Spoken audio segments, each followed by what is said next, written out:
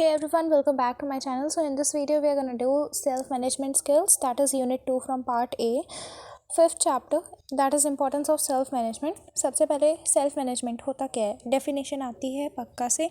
Self-management is managing yourself to achieve the predetermined tasks or goals that you have set for yourself by regulating your actions, organizing your time and being accountable for your decisions. So self-management होता है खुद को manage करना, खुद के जो goal set किए हैं उसे अचीव करना अपनी चीज़ों को ऑर्गेनाइज करते हुए, ठीक है. और appropriate self management can help us to perform better and it brings efficiency in our task.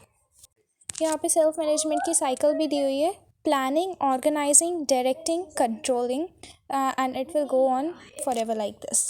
Then self management skills की 3 key skills होती है, इसे भी एग्ज़ाम में आता है 3 मार्क का question. So you have to write 3 parts. You can make a flow chart as well.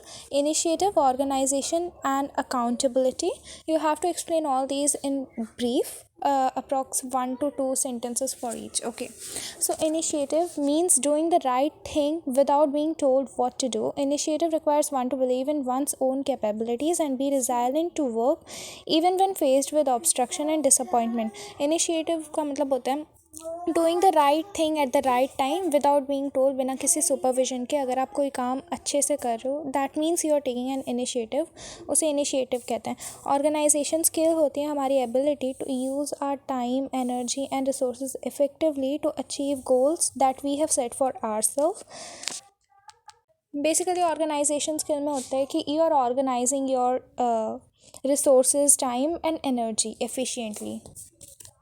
Organisation skill में हमारे 2 पार्ट्स हो जाते हैं, एक तो गोल्स का और सेकंड पार्ट हो जाता है टाइम मैनेजमेंट का, ठीक है. सो गोल्स में हमारा होता है कि हम गोल्स को कैसे डिफ़ाइन करते हैं.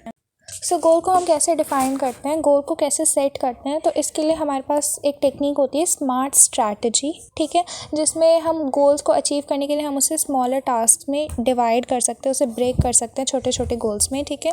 फिर इसमें हम स्मार्ट स्ट्रैटेजी यूज़ करते हैं कि गोल्स को सेट कैसे करें. तो स्मार्ट की फुल फॉर्म इधर दी हुई है, specific, measurable, achievable, realistic, time bound, ठीक है. स्पेसिफिक मतलब कोई एक स्पेसिफिक टास्क, जैसे मुझे ये कंप्लीट करना है, ठीक है. अब ये क्या, मुझे ये सब्जेक्ट कंप्लीट करना है. मेजरेबल मतलब यू आर मेजरिंग योर, मतलब जो आपका आउटकम है वो मेजरेबल हो. जैसे मैं मैथ सॉल्व करूँगा, बट कैसे, उसे आपको मेजरेबल अमाउंट में लिखना पड़ेगा कि मैं 20 क्वेश्चन सॉल्व करूँगा 2 घंटे में, ठीक है.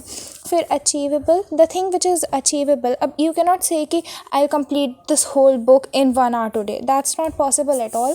आप ऐसे अचीवेबल टास्क दें जो आप अचीव कर सकते हैं. फिर रियलिस्टिक में अगेन द सेम थिंग कि इंस्टेड ऑफ एक्सैजरेटिंग, आप जो आप कर सकते हो वो रियलिस्टिक सेट करो, ना कि उसे बढ़ा चढ़ा के. फिर टाइम बाउंड, आप एक टाइम बाउंड दे दो, एक टाइम दे दो कि आपको उस टाइम तक उसे कंप्लीट करना है. सो स्मार्ट स्ट्रैटेजी की फुल फॉर्म आती है specific, measurable, achievable, realistic and time bound, ठीक है. फिर इसमें सेकंड पार्ट है हमारा टाइम मैनेजमेंट का. सो टाइम मैनेजमेंट होता है managing our time effectively so that the right time is allocated to the right activity.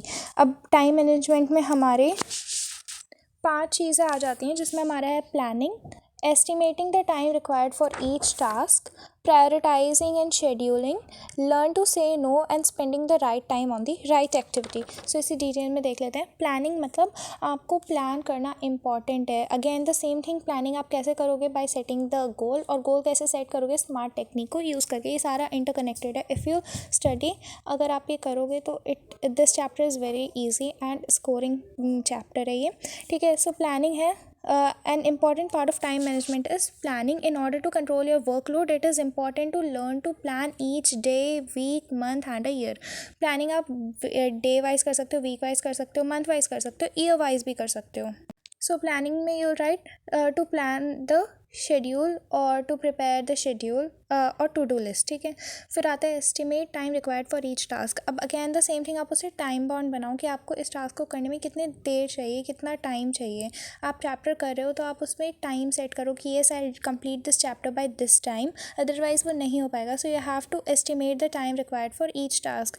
अब सपोज आपके पास 2 सब्जेक्ट है, एक साइंस है और एक हिंदी है। नाउ यू आर सेइंग कि हिंदी में 2 दिन में करूँगा और maths I will do in a single day, so that's not possible. आपको हर एक चीज़ को हर एक टाइम स्लॉट देना होगा और रियलिस्टिक टाइम स्लॉट देना होगा, ठीक है। Then prioritise and schedule.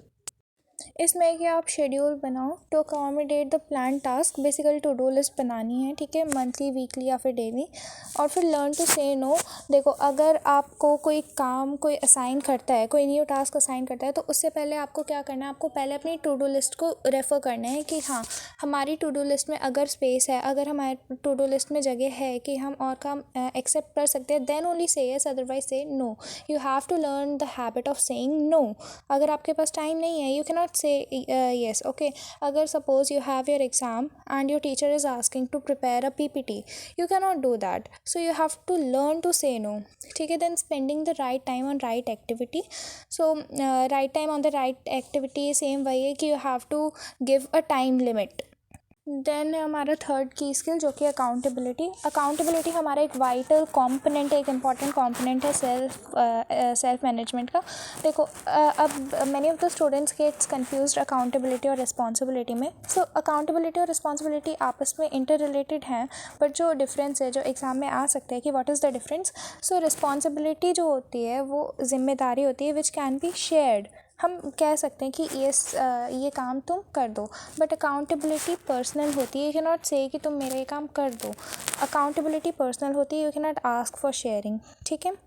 फिर रिस्पॉन्सिबिलिटी आप किसी को भी असाइन कर सकते हो, अकाउंटेबिलिटी में आप किसी को असाइन नहीं कर सकते। अकाउंटेबिलिटी में आपको आंसरेबल होना पड़ेगा अपने एक्शंस के लिए। अगर आपने कुछ गलत किया तो आपको बताना पड़ेगा, आपको आंसर करना पड़ेगा, बट रिस्पॉन्सिबिलिटी में you are not answerable for your actions, ठीक है।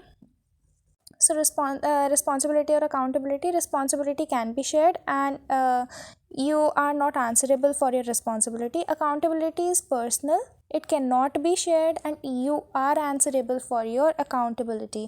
Then है हमारा accountability में हमारे आते हैं 4 parts, जिसमें avoiding procrastination, adopting problem solving attitude, managing your own emotions and coping with distress. Starting with avoiding procrastination. So procrastination का मतलब होता है टू डिले समथिंग, बेसिकली किसी चीज़ को टालना।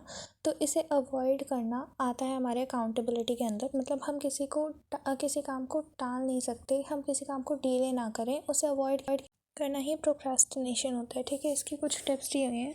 पहले तो आपको पता होना चाहिए कि आप प्रोक्रेस्टिनेट कर रहे हो किसी चीज़ को। फिर आपको अपनी टू डू लिस्ट को रेफ़र करना होता है ऑफन, फ्रीक्वेंटली, कि आपको याद रहे कि हाँ, you have to achieve that goal. फिर आपको हैबिट रखना है कि आप पहले हमेशा लेबरस काम करो, उसके बाद एन्जॉयबल टास्क करो, ठीक है। मतलब पहले जो डिफ़िकल्ट काम है वो करो, उसके बाद जो ईजी काम है वो करो, सो दैट आपको आपकी एनर्जी भी डाउन नहीं होगी एंड आपको मोटिवेशन मिलेगा कि हाँ, I have to do that good task. So इससे क्या होगा, इससे आप अपने काम को डिले नहीं करोगे, तो आपका प्रोक्रेस्टिनेशन अपने आप अवॉइड हो जाएगा। अब आते हैं हमारा अडॉप्टिंग प्रॉब्लम सॉल्विंग एटीट्यूड।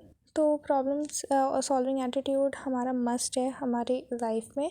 बहुत सारी प्लानिंग्स के बाद भी हम फेल हो सकते हैं अपनी लाइफ में, ठीक है। और ऐसे जब होते हैं तो लोगों के, और जब ऐसा कोई केस होता है तो लोगों के लिए ये नेचुरल है कि वो प्रॉब्लम सेंटर्ड माइंडसेट में आ जाए। प्रॉब्लम सेंटर्ड माइंडसेट में क्या होता है, वी स्टार्ट ब्लेमिंग अदर, ठीक है, वी स्टार्ट ब्लेमिंग अदर्स, ठीक है। प्रॉब्लम सेंटर माइंडसेट हमें किसी भी चीज़ में हेल्प नहीं करता, ठीक है। वो बस आप दूसरों को ब्लेम करते रहोगे, ठीक है, तो उसमें आपको कोई हेल्प नहीं होगी, राइट। इंस्टेड वो आपके काम को डिले करेगा और देर से होगा काम, ठीक है। इससे अच्छा आपको क्या करना चाहिए, अपना जो माइंड सेट है वो सॉल्यूशन सेंटर्ड रखना चाहिए। सॉल्यूशन सेंटर्ड मतलब वो सॉल्यूशन पे फोकस करें इंस्टेड ऑफ द प्रॉब्लम, जिससे आपके कुछ एडवांटेज हैं। देखो, सॉल्यूशन सेंटर्ड पे आप फोकस करोगे तो आपको एक तो सॉल्यूशन मिलेगा जिससे प्रॉब्लम तो सॉल्व हो जाएगी, प्लस ये आपको सक्सेस की तरफ भी ले जाएगा। देन थर्ड होता है हमारा मैनेजिंग योर ओन इमोशंस। हमें खुद के इमोशंस को कंट्रोल करना चाहिए, ठीक है। तो इमोशंस सबके लिए नेचुरल होते हैं, बट ये हमें प्रिवेंट करते हैं बेस्ट या फिर मोस्ट कंस्ट्रक्टिव डिसीजन को लेने से, ठीक है। हम इमोशनल होके हम कुछ डिसीजंस गलत ले लेते हैं, ठीक है। या तो दो टाइप्स के लोग होते हैं हमारे पास, जो या तो ओवर एक्सप्रेस करते हैं अपनी फीलिंग्स को या तो सप्रेस कर देते हैं अपनी फीलिंग्स को, ठीक है। बट हमें क्या करना है, हमें अपनी फीलिंग्स को नेचुरल रखना है, ठीक है। ना हमें सप्रेस करना है अपनी फीलिंग्स को, ना ही हमें ओवर एक्सप्रेस करना है, ठीक है। We have to allow ourselves to acknowledge our emotions, ठीक है।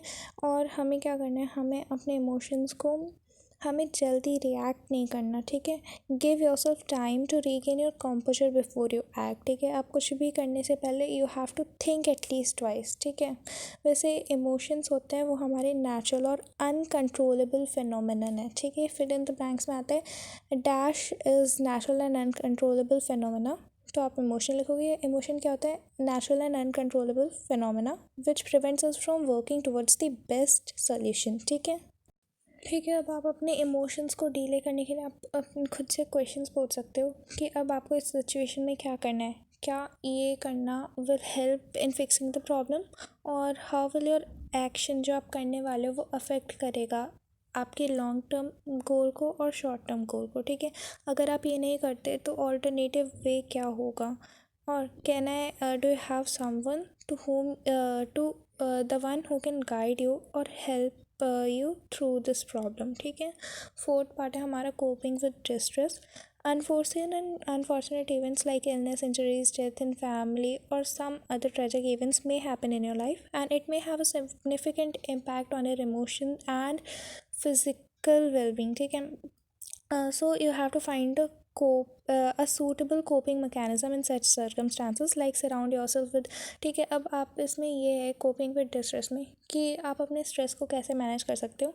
तो you have to surround yourself with the people who can provide you with the required emotional practical support, ठीक है, बेसिकली, ठीक है, जो आपको सपोर्ट कर सकते हैं। आप उन इंसान के पास जाओ, आप अपनी ब्लेसिंग्स, आप अपनी पॉजिटिव चीज़ों के बारे में सोचो, ठीक है। आप खुद को अच्छी चीज़ों के साथ डिस्ट्रैक्ट करो, like you can go out to play a game, right, you can go out on a tour, ठीक है, so that you can forget that thing. Then indulge yourself in any physical activity, again the one you can go for swimming, right, or draw attention on others, ठीक है। आप खुद पे आप attention grab करो, आप खुद को पॉजिटिव पीपल से सराउंड करो।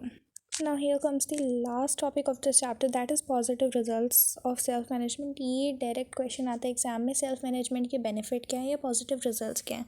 तो सेल्फ मैनेजमेंट, अगर हम खुद को अच्छे से मैनेज करेंगे तो ये हमें ऑर्गेनाइज बनाएगा, ये हमारे अंदर डिसिप्लिन लाएगा। It will help us in attaining our goals and it also boosts our self confidence, also it commands respect from others. तो ये आपको ऑर्गेनाइज बनाता है, ठीक है, आपकी स्टडीज़ में, आपके सारे शेड्यूल को, आपकी डेली एक्टिविटीज़ को ऑर्गेनाइज करता है, आपके अंदर एक सेंस ऑफ डिसिप्लिन लाता है, instils discipline when you make a schedule और आप उसे फॉलो करते हो। तो क्या होता है, ये आपके अंदर डिसिप्लिन लाता है, ठीक है। हेल्प्स इन अटेनिंग गोल्स, ठीक है। अब आपने ये स्मार्ट स्ट्रैटेजी वगैरह फॉलो की तो इसके बाद क्या होगा, आप अपने गोल्स को इजीली फॉलो कर पाओगे, ठीक है, अपने गोल्स को अचीव कर पाओगे। और अगर आप इन सब को अचीव करोगे, if you are doing everything well, so उससे क्या होगा, आपका सेल्फ कॉन्फिडेंस बूस्ट होगा, एनहांस होगा, ठीक है। और also it commands respect from others, ठीक है। अगर लोग देखेंगे, आपके फैमिली मेम्बर्स देखेंगे, क्लासमेट्स देखेंगे, फ्रेंड्स देखेंगे, टीचर्स देखेंगे कि you are performing good, you are achieving your goals, you are achieving good results, so they'll respect. Here we have marked the end of the chapter. Let's have a very quick recap. Self management होता है खुद को manage करना, organise करके खुद को, ठीक है, अकाउंटेबल होके, ठीक है, अपने गोल्स को अचीव करना। सेल्फ मैनेजमेंट स्किल्स के 3 बेसिक स्किल्स हैं, इनिशिएटिव, ऑर्गेनाइजेशन, अकाउंटेबिलिटी। इनिशिएटिव मतलब you are doing the right thing without any supervision, ठीक है। ऑर्गेनाइजेशन स्किल में 2 चीज़ें आती हैं, गोल्स और टाइम मैनेजमेंट। गोल्स में हमारा है स्मार्ट टेक्निक, टाइम मैनेजमेंट में है हमारा planning, estimating the required time for each task, scheduling, learn to say no and spending the right time on right activity. Accountability में हमें प्रोक्रेस्टिनेशन अवॉइड करना है, सॉल्यूशन सेंटर्ड माइंडसेट लाना है, अपने इमोशंस को मैनेज करना है और स्ट्रेस को मैनेज करना है, ठीक है। बेनिफिट्स हैं सेल्फ मैनेजमेंट के, ऑर्गेनाइज बनाता है, डिसिप्लिन बनाता है, गोल्स अचीव करवाता है, कॉन्फिडेंस इम्प्रूव एनहांस करता है और रिस्पेक्ट दिलाता है। That was it. Thank you. Make sure to like, share and subscribe, also share with your friends. Make sure to hit the like button for all the efforts and if it has helped you in any way.